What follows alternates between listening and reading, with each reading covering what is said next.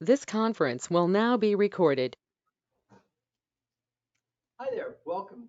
I'm Father Sinclair Root, the Diocesan Director for the Apostleship of the Sea, Stella Maris of the Diocese of Beaumont, and with my co-worker, Doreen Batto, and Nathan Rickard, who is with us.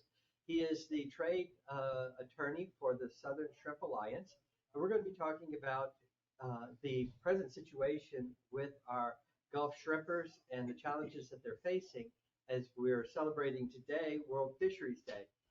Before we get kick off, I'd like to draw your attention, and we'll have the link in the notes to this about Cardinal Sherney, his message for World Fisheries Day, which seems to address our situation very, very well. This comes from the Dicastery for Promoting Integral Human Development, in which where Stella Maris, the Apostleship of the Sea, Catholic Ministry to Seafarers, is located. And he says in the third paragraph, fishing communities in many parts of the world are suffering. Economic problems and unfair competition threaten the survival of fishing, especially family scale fisheries. The next generation often does not take over, and the fishery suffers due to the climate crisis that has made the marine environment more fragile and precarious. And certainly in our local community here, we see that precariousness, which is dominated by Vietnamese families who came here during the 80s, and they began to invest into the fishing industry and have made a significant presence there. But presently, their boats are tied up right now. Nathan, can you share with us sort of the economic situation of what we're looking at here? I think that what people have seen firsthand throughout the Gulf of Mexico and the South Atlantic coast, particularly in the communities that are dependent upon the shrimp fishing community, is a lot of boats tied up and not working in 2023. And that this year has been one of the worst seasons experienced by shrimp fishermen in the last 2 decades. So, somewhat akin to what happened in 2002 when the U.S. market was inundated with a large flood of imports that dropped prices. And the way that that has played itself out in the market is there are times when non-market actions in foreign countries, particularly large subsidies, push product into the United States at prices that do not reflect economic realities. Once those prices come in to this market, fishermen are required to then meet those prices to sell their shrimp. And when we have large floods, that means that you get prices that are way below dockside prices that are way below what fishermen can work at and make money. Because as you said, there's so many family-run businesses and they're all so small, they cannot afford to take losses on a regular basis, leading to just a lot of um, non-economic activity and funds not being generated, which harms not just the families of the fishermen, but all the surrounding community. So right now, what we're looking at is a $500 million industry, which is usually what the commercial value of shrimp is in the Gulf and the South Atlantic, um, being really depressed this year, and a lot of economic activity not happening because prices are so low in the marketplace. Yeah, we're seeing here very few fishermen going out, except I did reach out to Tony Tran, one of our fishermen, to be with us today on this call, and he's actually shrimping right now because it's like even though the prices are now 75 cents a pound for 2030 count shrimp, which is a large shrimp, uh, he's got to go out and catch something. Now there's shrimp to catch, but there's no place to put it in the process. And Father, I was out on Pleasure Island last week, and I've never at this time of the year seen every boat tied up. And then I went down to Sabine Pass, and all the boats were tied up. Went down to JBS dock at the port of Port Arthur, and all the shrimp boats were in. It's really sad to see, and what's scary is, as Nathan said, these are families.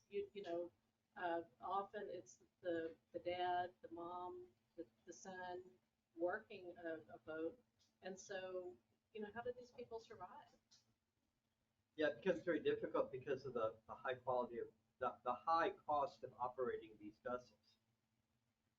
What we found over time is I think that there is a belief that shrimp farming, which produces most of the imports of shrimp that come into the United States, is somehow more economically efficient than shrimp fishing. But actually, they're on par with one another. And the shrimp farming has never been more efficient or cost effective than shrimp fishing, in part because you don't have the same input costs that are required by having post-larval shrimp in a farm and then taking the risks of whether or not you're actually going to get that to harvest through disease or anything else. Whereas shrimp fishing is labor, the keep up of the vessels, fuel, and then grocery costs while you go out. And so it has always been on balance. And that also has meant that in the United States, there is places for imports and domestic shrimp, and they can complement each other in the market. And there's been growing demand over time for shrimp. But when things get off kilter and when shrimp is overproduced in other countries or it's over-subsidized in other countries with, again, non-market incentives, the United States is the market of the easiest resort for those countries. And that flood causes complications here. And unfortunately, we're in another period. So just to give some numbers to it, in 2021, we imported $7.5 billion worth of shrimp. That was 1.8 billion pounds. That is a massive record. And that's during COVID when we just had an influx of shrimp that came in. Now, over the last 2 years, the volumes have been declining, but what you see is a real problem of having so much more shrimp come into the country than there was demand, is that in this last year, for this first 9 months, we've had a 4% decline in the amount of volume of shrimp imports coming in, but a 22% decline in price, indicating that that stuff that's coming in, even as it's coming in lower volumes, is having a hard time being sold. And so importers and the foreign exporters are having to discount their production heavily just to get somebody to sell it in the market. Fishermen can't compete with that. They have no ability to cut their prices the same way, and they don't enjoy the same subsidies that you get in other countries. Yeah. Would I be mistaken, though, to say that just about all the farm-raised shrimp are tainted by issues of either child labor or somehow human trafficking or slavery in the process? I mean, we've just seen a report from the Southern Shrimp Alliance in regards to Argentinian farm-raised shrimp that's being shipped off to China and processed by Uyghurs at concentration camps there, and then transshipped here. I remember when Congressman Weber came here to the Port Arthur Seafarers Center. The big discussion was about Ecuadorian farm-raised shrimp and about how high quality it was, and yet it was a quick Google on my part to find concerns being raised about human trafficking in the processing of Ecuadorian shrimp. We've certainly seen that in questions of Asian shrimp, and whether it's on land with, say, Indian shrimp possibly being processed and shelved by child labor there, or whether it's deep sea Taiwanese or Thai vessels that are catching what we call trash fish that's then used as fish meal in the shrimp farming process. Am I overstating it that much of the farm-raised industry is tainted with some type of human rights issue, either child labor or trafficking or something like that? I do not believe that you're overstating that. And I think one of the cruel realities of the U.S. market is that when countries and industries attempt to address labor abuse, whether it's child labor or forced labor, like what happened in Thailand after there were exposés about the use of migrant labor and forced labor circumstances. So Burmese and Cambodian workers brought into the country who were forced to work in really terrible conditions in shrimp peeling sheds. Once that was addressed and prices increased, then the supply chains moved to places where there were, again, large populations of vulnerable people who could be subjected to the same abuse. And so the domestic industry has been very focused on the Indian supply chain, which accounts for about 40% of the shrimp that's imported in the United States. But really importantly, it accounts for almost 60% of the peeled shrimp that comes into the U.S. And that type of market domination is due to how inexpensive labor is for hand peeling of shrimp that comes in the U.S. And I think it's important for people to understand that when you see that product in the market, that is coming from the suffering of a large volume of people, of which people who are buying it here and bringing it in are aware of and are not doing anything to address. And there's this thing that even if they were to address it, well, then you would move to another country where there was another simple vulnerable population, similar to what this sort of ridiculous story of Argentinian shrimp going to Shandong province to be processed in plants where there's Uyghur labor. I mean, there is this thing of just kind of always going towards the lowest costs with no moral component to any of it, that I think is really important for the industry to understand and then to try and do its best to combat, because we're hopeful that that does not continue to define what the shrimp market looks like. So as we get ready to wrap it up, there's been some movement by the American Shrimp Processors Association as well as the Southern Shrimp Alliance to address or go to the United States International Trade Commission and others to begin to address some of the economic disparities that are manifesting themselves. Can you share some of those, where we are right now in that process? Yeah, so the American Shrimp Processors Association has put together petitions for countervailing duty relief. So duties that would be put in place to counter subsidies that are granted by foreign countries on imports from 4 countries. That's India, Ecuador, Indonesia, and Vietnam. And those are the 4 largest suppliers to the United States. They account for well over 60% of the stuff that we are importing in every year.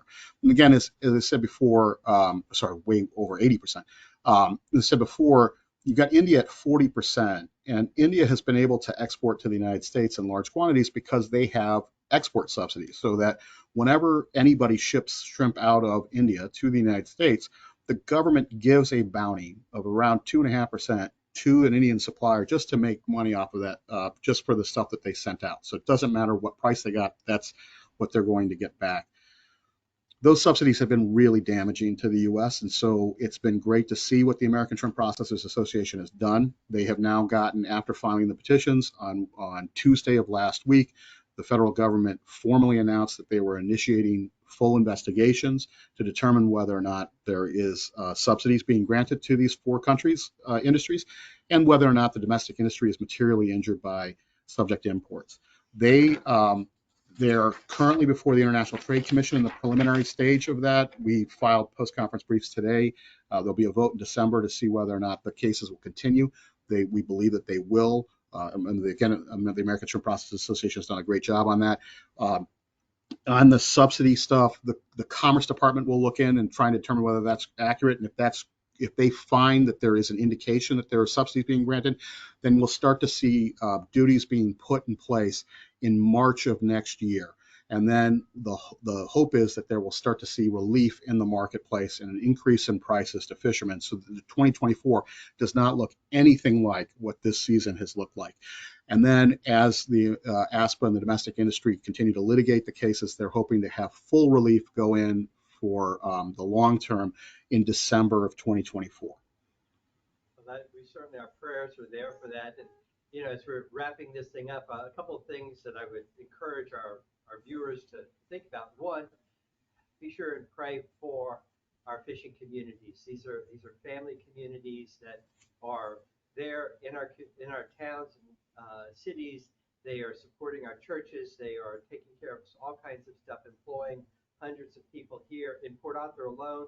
I've often said that if we took all our shrimpers together and we put them in one place, we'd call it a hospital or a refinery, because that's the number of people, the 400 or 500 people that are directly employed in our community on the boats. And that doesn't include radar repair guys, diesel engine repair people, net manufacturers, and all the suppliers that are there. That's just the people on the boat. So to pray for them. Second, when you go down to Kroger or you go to HEB or wherever you shop at, and you see those shrimp, turn the darn package over and check and see where it has come from. That's so very, very important to do that so that you can support our shrimpers. Third, and I've been doing this a whole heck of a lot and eating a lot less shrimp, and that means going to the restaurant and asking the simple question: is this wild caught or is this farm raised? And of course, the young lady who is there, eyes glass over because she's not quite sure what the question is. But then she says something effective, well, I think it's farm raised. And then I say, I will have the catfish. So I just really encourage people to move out of that direction and to really focus on asking that question. And when you go to HEB and you see, for those of us who aren't in Texas, watching this aren't in Texas, that's one of our Texas supermarket branches. But you'll see there they'll have Indonesian shrimp, they'll have Argentinian shrimp, they'll have Ecuadorian shrimp in the cooler, and then they'll have U.S. shrimp that is there. And just to make a point about the U.S. Yeah, and I want to also mention that sometimes you have to be really careful in looking at the packaging because you'll see the U.S. flag on the package, but if you read it carefully, it will say packaged in the U.S. Well, that's not U.S. shrimp. So it really is important to read and not just look at the pretty flag picture. Absolutely, absolutely. So let me just share another section from Cardinal Sherney's letter for World Fisheries Day. World Fisheries Days encourage us to pray for fishers and their families. We thank them for their valuable work. They are stewards of a delicate equilibrium and even pioneers of an integral ecology. Theirs is a strenuous, wearisome activity that is often not fully recognized by society. We are grateful for the care which many of them clean up plastics and other materials that pollute the sea, as Pope Francis has recalled on numerous occasions. Moreover, fishing feeds many populations of the world. So finally, as we close up, I'd like to just finish up with this special prayer to Our Lady Star of the Sea, Stella Maris, written by St. John Paul II. O Mary, Star of the Sea, light of every ocean, guide seafarers across all dark and stormy seas, that they may reach the haven of peace and light prepared in him who calmed the seas. As we set forth upon the ocean of the world and across the deserts of our time, show us, O Mary, the fruit of your womb, for without your Son we are lost. Pray that we will never fail on life's journey, that in heart and mind, in word and deed, in days of turmoil and in days of calm, we will always look to Christ and say, who is this that even the wind and the sea obey him? Our Lady Star of the Sea, pray for us. Pray for all fishers on World Fisheries Day. Amen. Nathan, thanks so much for being with us and celebrating World Fisheries Day with us. And we're going to have this posted up to YouTube, and we'll send you a link to it so that you can share it with all your friends and family to see how famous you are, okay? Thank you so much for your time. It's nice talking to you guys. You're welcome. Thank you. Thank you.